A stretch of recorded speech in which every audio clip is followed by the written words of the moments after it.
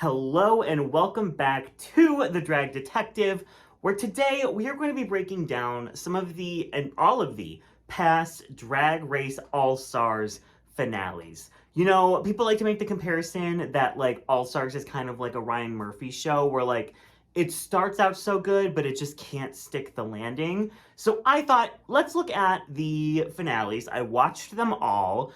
And now I have ranked them from 1 to 10. I did not include the like UK versus the world or Canada versus the world because like those are only 6 episodes. It's a kind of hard to compare. So we will be going through the first 10 seasons of US All-Stars, going from 10, the absolute worst, all the way to 1, the absolute best. But I want to know in the comments down below, what is your favorite and what is your least favorite? And let's see if our opinions match up. So starting off at the bottom of the list, and I was kind of expecting this to be here, and then when I rewatched, I was like, yup, exactly as I thought. Trash. We have All Stars 4. So what happens in this episode? We have Trinity the Tuck, we have Monét X Change, we have Mo Heart, and we have Naomi Smalls as our top 4. They just sent home Latrice, and they all just kind of like get along, but like I don't know. I feel like this is a weird top 4, not because they are boring, not because they aren't fun TV. I just don't think there's that many dynamics left. Like, obviously you have Mo and Monet who are friends, but Trinity just kind of feels like on an island. Naomi kind of feels like on an island. There isn't a ton of chemistry between these 4 people, as we'll see in some other finales where there's just like a little something special to it. This one I just feel like I love all 4 of them, but together they just didn't have the best chemistry. They do the Super Queen girl group challenge, which I think is one of the worst. You know, the original song is this like high tempo, kind of really cunty RuPaul song. It's great, but they decided to do this like, I don't even know, like 90s kind of chill, rocky, a little like, it's a weird mix that doesn't allow for these queens to really like show off what they do best, which is like dancing, performing, stunting, you know, all of that. It's just too slow tempo. It's so weird. We do get the first 3 winners back, Trixie, Alaska, and Chad, and that's great to see them. They're in the number as well as like the backup band. But, I mean, this is just not a good song. It's not a good showing for most people. The people that you're expecting to do super well don't really do that well. Monet absolutely kills it, and then Mo is just so low energy. Naomi has like 5 seconds of a bridge, and then Trinity has, I feel like this verse has like aged kind of well. Like it's kind of camp. They're like 2, 4, 6, 8. I'm the queen. That it's like it's stupid, but it kind of works in hindsight. But the 2 best people from this challenge were Naomi and Monet. But also what is annoying about this is that they literally only get like 2 bars. I think that's how that works. I think that like 4 lines is 2 bars in music. I wasn't a band kid, I wasn't an orchestra kid. But they only get like 4 lines. So, like, that's, like, nothing, you know what I mean? Like, Read You Wrote You is so good because they have, like, 16 lines. They can, like, have so many funny moments and so many, like, callbacks and things like that. This is, like, 4 lines of a song that the song's not good, the performance isn't good. Naomi and Monet do well. Trinity and Mo do not. And that's where this finale kind of goes off the rails because the 2 people that should be the top 2 based on the entire season are Trinity and Mo. But based on this episode alone, Naomi and Monet did the best in the challenge. They all looked great on the runway, except for Mo. Again, like, Mo doesn't look bad. I just don't know if this stands up to the other 3 looks that are so good. And that's what sucks, is, like, watching this season, I remember being like, oh, this is Mo's season to win. But she dropped the ball in the finale so hard that it was kind of like, can you still put her into that top 2? But Monet did super well all throughout this episode. So that's how you end up with the top 2 of Trinity and Monet, which I do think makes sense based on this episode. Like, Trinity has one of the greatest looks of all time with this, like, teacup look. Monet absolutely killed every aspect of this episode, but it just kind of is like, okay. Then we get the lip sync, and Trinity flubs the lip sync. Monet kills the lip sync, and that's just kind of what makes judging a finale difficult, because how much of it is based on just this episode and how much of it is based on the entire season. You know, I think that we could have had just a Monet win and it would have felt correct, but Trinity did feel like, you know, she slayed the entire season, but she dropped the ball in this finale just like Mo did. So I feel like it just kind of, you know, makes for a kind of weird finale where, like, you know, you're really rooting hard for these two people and then they don't do well. But then Monet does super well, but then we're going to crown them both. And I don't think the double crowning has, like, I don't know if it's aged poorly. I still don't think people live for it. I think that they're happy that both Trinity and Monet have crowns, and we got to see them back together on All-Star 7, which was great. But, like, still for this episode, watching it back, it doesn't feel correct. It doesn't feel earned. I'm kind of like, at this point, just give it to Monet. I don't know. I think there's a lot of factors on why this finale is not great. The bad song, the chemistry between the cast just isn't there. There's not like this like spark, you know, it feels like people are running out of steam a little bit actually. So unfortunately, there's just nothing that this finale has going for it. Even the result is kind of like a double win, really. So I do believe this is the worst finale in Drag Race All-Stars history. But the second worst finale of all time has to go to All-Stars 8. A season that I think is completely forgotten because it was so mid, but also so frustrating, but also so just like, what were they thinking? Truly, that is what I'm thinking watching this finale, is like, what were the producers thinking? Like, what were they thinking? I'm wondering if Heidi quitting kind of just ruined their entire plan. You know, I think that they really wanted maybe a Heidi, Jimbo, Candy top 3. And then maybe they saw that Jessica had been killing it. So like, let's go down to a top 2. Let's get Jessica out of here. Like, let's have a top 2, whatever. But it just makes for such a weird format. So we have a finale with just 2 people, but then they bring back all of the other queens to just kind of be there. The Fame Games are happening, but the Fame Games are a flop because they basically got to pick who won based on the talent show, and then, you know, Lala and James win the talent show. They get to then, like, double and triple their points. So the Fame Games, absolutely pointless. They just get to hand money to whoever they want, which I'm happy Lala got her money. Cool. But, like, should Lala have won the Fame Games? No. Again, something about this finale that's just, like, annoying. So then you have Candy and Jimbo doing these original songs, and we see them in rehearsals. And then we just, like, hang out with all the eliminated queens as they, like, have an Untucked, basically. Like, they have the pink furry box where they're just, like, playing games in the workroom. And I'm like, what is happening? Like, is this Untucked? Is this a grand finale? Like, why do we need to have, like, all of the eliminated queens featured so much, like, alone? You know what I mean? Like, I'm fine if it's, like, the whole group together. But, like, they literally are like, all right, now, Candy and Jimbo, you guys are gonna go and rehearse for the finale performance. Everyone else, let's just hang out and like what? Like, I'm like, why? Like, what was the point of this? And then the finale performances, they just feel so redundant because the episode prior was the talent show where we already saw Candy basically do this finale performance. This is just like, I feel like the producers were spinning their wheels. We get, you know, the final lip sync song, which is now like a huge controversy because it was specifically chosen for Jimbo. Candy was pissed. Candy was storming off the set. Jimbo wins the season, and we're all like, yeah, duh. Like, there's just nothing about this finale that feels, like, impactful or, like, intense or that, like, you know, that, like, stress you want to feel like, oh my gosh, who is going to win? Like, what's going to happen? There's all these things going on. Like, this just felt like they were making shit happen to, like, fill up the runtime before they could just, like, hand Jimbo the crown. This was not a good finale at all. It's not a good season at all. But, I mean, I'm glad Jimbo got her crown. I love Jimbo, so points for that, I guess.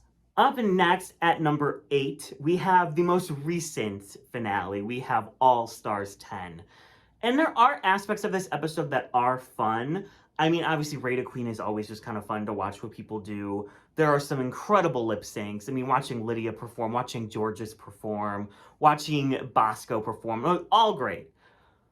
But, I mean, come on. This thing was just so rigged and so set up, and all the things that have come out since, like cutting out Carrie's moments from Disease to make sure that Ginger wins, and Ginger still didn't win that lip sync. Like, this entire finale just felt like predetermined. The Rated Queen made no sense. The higher seeded queens getting to pick the songs made no sense. It was just like, what are we doing? And at this point, I think there was so much anger already because of everything happening this season. This just like added fuel to this already gigantic fire. And is it a good finale to watch back? I would say more than the last two, but I don't know if I would ever sit back and like watch this entire episode in full. I might go watch a lip sync or two. I might go watch Jorgeous and Aja lip sync, or Lydia and Jorgeous lip sync, or Lydia and Irene lip sync. But like, I'm not gonna watch this whole episode because like, it's just frustrating. Like, it really is. I feel like this episode is the culmination of Drag Race playing in the fans' faces, thinking that they can just spoon feed us whatever they feel like, and we're just gonna be like, yeah, sure, this makes sense, let's go with it. When if you even just think about it for 5 seconds, you can poke holes in all of the logic of everything happening in this episode, and it just makes no sense. It's very frustrating. I mean, I've talked about this finale a lot lately, so I don't think we need to break it down anymore, but there are some great lip syncs, and that's what puts it above the last two, but it still is very frustrating and just very, like, I mean, also having a finale with 8 people in it is crazy. It feels very anticlimactic. Like, we went from 8 to 1 in one episode. That's crazy. Up next at number 7, we have a season that I actually adore. It's my favorite All-Star season, but I can't say the finale is anything to write home about.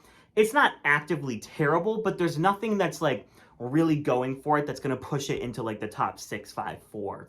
And it is All Stars 6. So I feel like if you like country music, you will like this finale.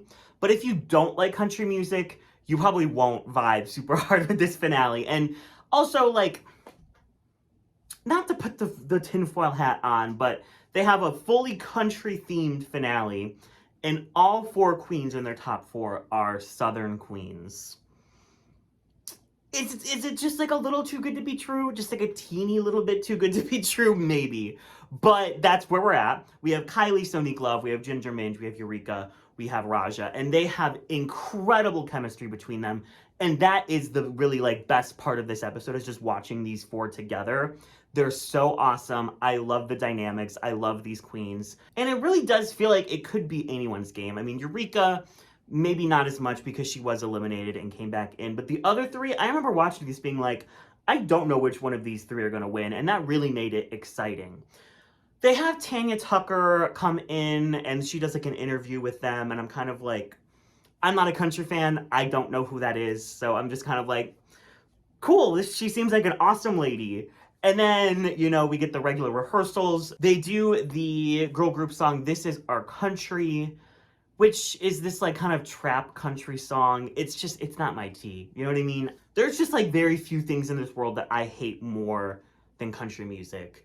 Bigotry, Donald Trump, Charlie Kirk, Kristi Noem, Marjorie Taylor Greene.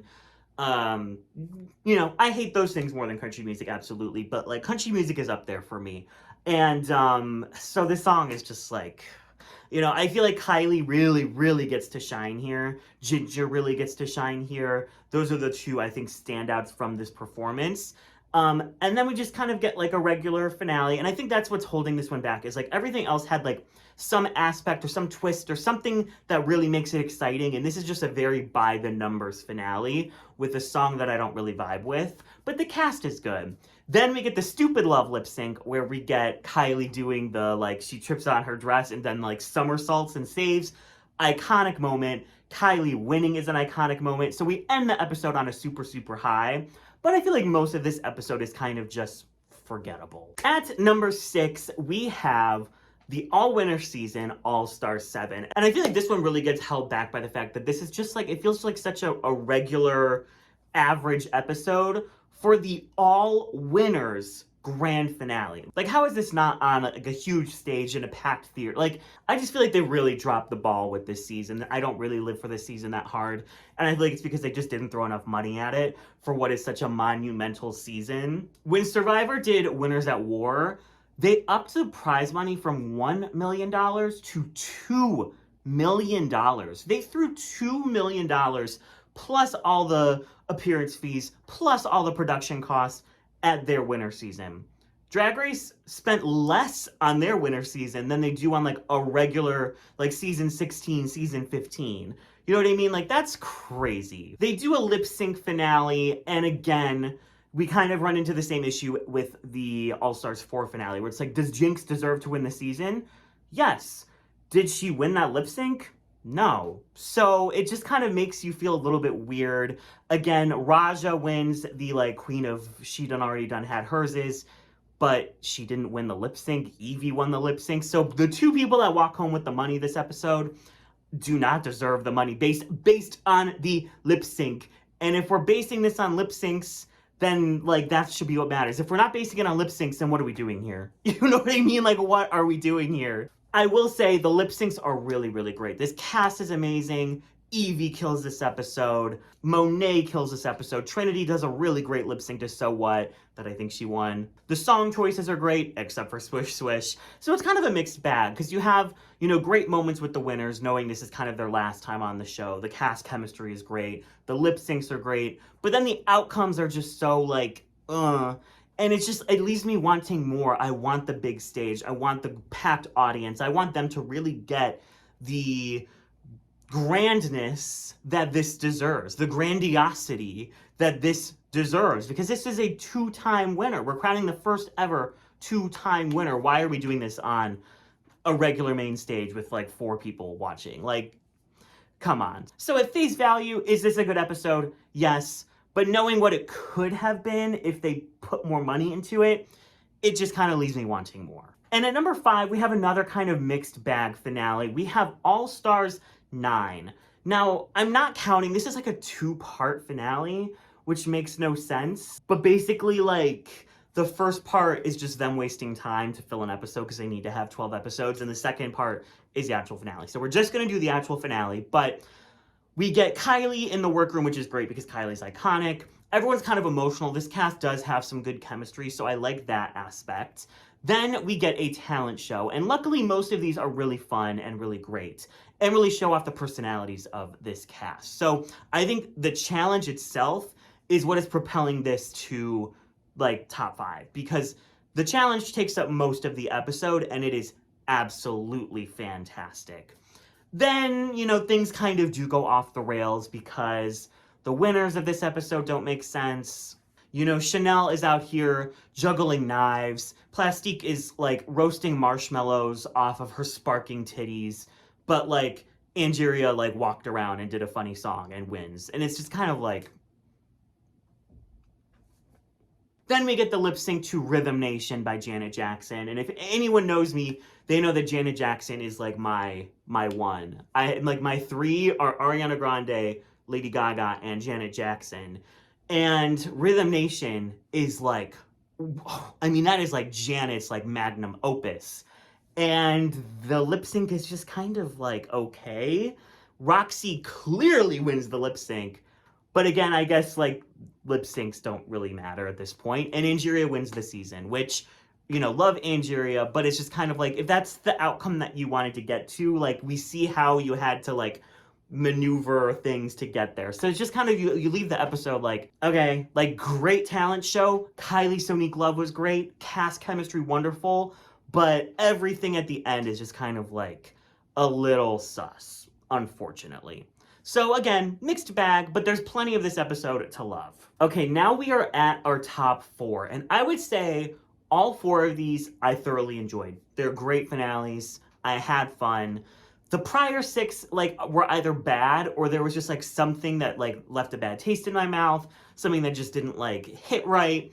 I think these 4 finales are all good finales. So, not the worst ratio of good to bad in the world, but, like, not the best. And number 4 surprised me because I honestly forgot about most of what happened in this finale, and I thought it was going to be pretty low. And then when I watched it, I was like, wait, this is pretty damn good.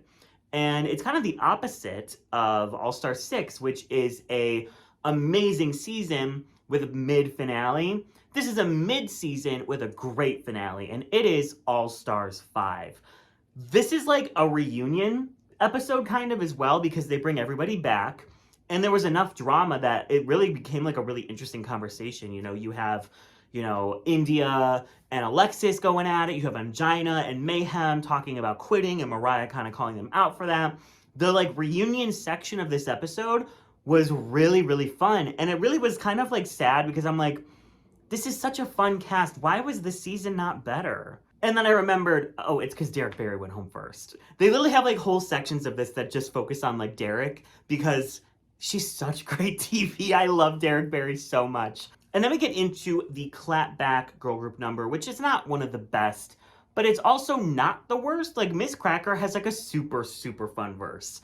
It's fine. It's not like a standout, but it's not like a total flop. Then we get a runway with all 10 of the queens and so many incredible looks, especially the top 3. The top 3 look incredible. This is the best Jujubee has ever looked. This is probably the best Miss Cracker has ever looked. Like, this was a great runway. And basically all 3 of the top 3, like, I feel like deserve to win for different reasons. Like, Cracker had the best track record, Shea had the best storyline, and Juju had the best, like, audience reception.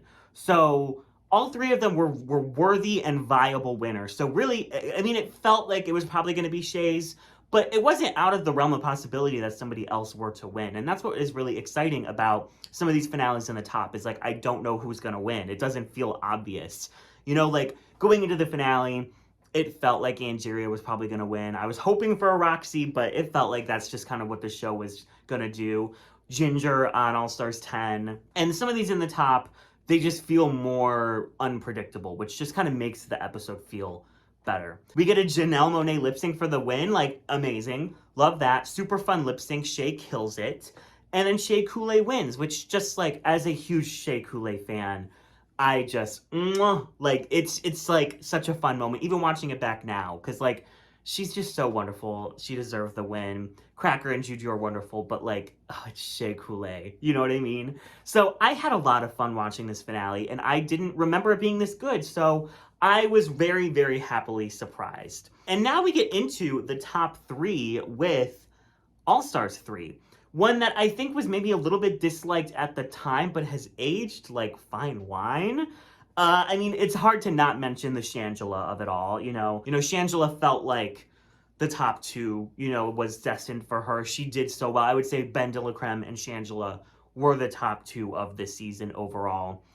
But neither of them were in the top 2. Ben wasn't even in this episode. So, it sucked back then. I remember feeling kind of like, oh, damn it, when Shangela didn't get to top 2. But now we know that she's a sex pest. I'm fine with it. It's fun. It's fine by me. Jury, you were ahead of the time. You had the spidey sense. You knew something wasn't right up there, and I commend all of these jury members. But in all seriousness, there's just so much fun in this episode. I think there's a really fun chemistry between this top 4 of BB and Trixie and Kennedy and Shangela. They're all really fun to watch on screen. Then we get the Katie Girl group number, which is one of the absolute best. Everyone killed it. The runway is fantastic. And then we get the jury twist, which I kind of maybe don't hate as much. And maybe it is because Shangela is a sex pest, but allegedly, I think it's kind of fun. Like, it's a little fun. And no, they didn't make the decision that people were wanting, but it really made for like a really exciting top 2 lip sync, which Kennedy then won. But Kennedy had like the worst track record of the top 4. So of course she's not going to win the season. And it's like somehow still Trixie won the season, which like, sure, did 900 things have to like specifically happen in order for that to be the case? Yes, but she's the biggest queen to ever come out of this show. So like her having a crown, especially like we're so far removed from that season now, like it's just, everything feels correct. You know what I mean? Like history has done well to the Drag Race All-Stars 3 finale. And this is just a great season overall, and I think the finale's great, and there's a lot of fun moments. Them pleading their case to the jury, that's cunty. Revealing on the stage, that's cunty. The lip sync, the Wrecking Ball, that was crazy. It's a good episode. It's a fun season. The vibes are just really good. And now we have the top 2 with another episode that I was not expecting to be this high. But All Stars 1 has a great finale. First, I mean, this top four is iconic. You know what I mean? Chad Michaels, Chanel, Jujubee, Raven. The chemistry is off the charts. They're just so fun to watch on screen for completely different reasons, all four of them, that like they make every moment of this. And also it's a shorter episode. You know, we have like the hour and a half long episodes now, but this was like a 44-minute episode. So it's very compact, it's very quick, everything feels very fast-paced. There's like an urgency to it, which in a grand finale, that feels warranted. And this just feels like a very special episode. This is back when they were allowed to go in public because you wouldn't be like, you know, necessarily spoiling. I mean, I guess there probably was still spoilerinas back then, but not to the extent we have now with like, you know, the Reddit threads and all of that. Entire subreddits, you know, just for spoilers. So they're going on like a marathon of drag things they need to do. They have to do a comedy set at a comedy club, which is so cool. They are accepting an award at Hamburger Mary's. They are doing an interview. Like, it just felt like really substantial and grandiose. And like, this was really like, they were gonna have to put the work in order to get the win. You know, it wasn't just like the, you know, copy paste finales that we've been getting the last couple of years, or I guess this last season was different, but like the last, you know, there was like a whole section where it's just the same thing every year. This was something really different, something the show had not really done before and has not done since. And I feel like because it's so special, because we haven't really seen them do this again, it had like an impact watching it. You know, we have Delta Work and Ongina as their chauffeurs. We have Ongina like, oh my God, look at that hot guy. Like, he's so hot. And they're like, Ongina, drive, we have to get there. And then she's like, we're stuck in traffic. Like, there's so many iconic moments. And it's just like, it's just a really, really fun episode that culminates in the absolute correct winner with a great lip sync to a, you know, wild song. But like, Chad Michaels winning just feels so correct after everything that had happened. And it's just a really fun episode. If you have not watched this episode in a while, I suggest just watching it. You don't even need to watch the rest of the season. Just put this episode on and watch it. It is so much fun. It is a blast. But that leaves one final episode to be in the #1 spot. And of course, it's gonna go to All Stars 2. I mean, it's so good that they would basically copy, paste, repeat for the next, you know, 5 or 6 seasons of All Stars because it just worked.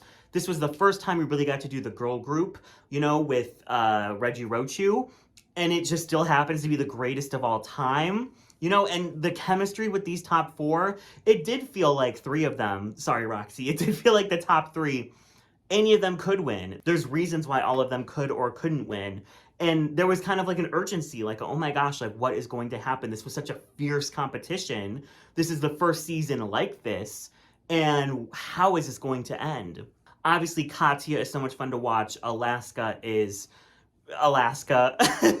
And then you have Roxy and Detox. Like, there's just so many relationships and so much had happened. And there's been so much, like, it was just so good. I wish they would have brought the whole cast back. I do wish that. But that was my only complaint because this was just so much fun. A great final lip sync. The speeches were great. The runway was great. Everything about this was so much fun. And it's just like, the vibes of All Stars 2 are immaculate. It was lightning in a bottle. They've been trying to like replicate it for years and years and years, and it has still yet to happen. So of course this was going to be #1. It is a like cut and dry, perfect finale. There's nothing wrong with it. The winner choice, everything about it makes complete and utter sense, and is just like peak Drag Race. So let me know now down below, did you agree with my list? Did any of my choices surprise you? And if you haven't watched some of these finales, I really suggest watching all of the top 4 finales. They are fantastic episodes of Drag Race. So King of Drag video coming out next. This is your last chance to watch it before we talk all about it. Reverie is free to download in the US, or you can even watch it on your laptop. They have a website that is free. So there are no excuses. There's no excuse to not watch King of Drag. So I have a fun special guest for that video, and I'm very excited to talk about that. So that is all for this week. The links to all of my social medias are in the description down below. And if you're not subscribed, come join the party because we are getting closer and closer to 100K. I'm so excited. We'll do something crazy when that happens. And, you know, I do remember the promise that I made when I hit 75, and let's just say things are in the works. A little late, but things are in the works. So thank you all so much for watching, and I will catch you all in the next one.